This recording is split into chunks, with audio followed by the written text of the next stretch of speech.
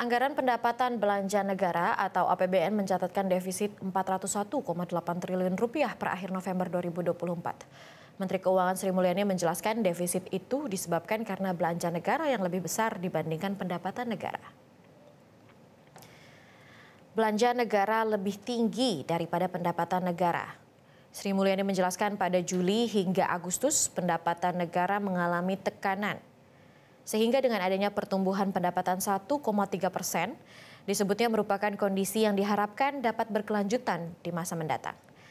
Dari sisi belanja sampai akhir November 2024 telah terbelanjakan sebesar 2.894,5 triliun rupiah. Sementara di dalam APBN 2024, total defisit anggaran mencapai 522,8 triliun rupiah. Artinya, defisit yang tercatat saat ini masih terjaga.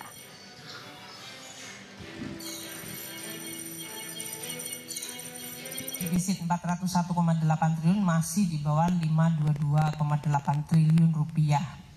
Makanya kita sebutkan 76,8%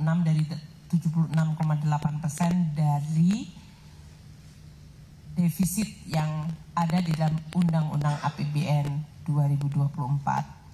Kalau dihitung dari size GDP, 401,8 triliun itu 1,81% dari GDP kita. Meskipun kita postur totalnya defisit, keseimbangan prepare kita masih surplus 47,1 triliun. Ini memang sesuatu yang tetap kita akan coba jaga meskipun cukup berat karena tekanan belanja cukup besar sementara pendapatan negara kita baru mau mulai pulih kembali. Jelajahi cara baru mendapatkan informasi. Download Metro TV Extend sekarang.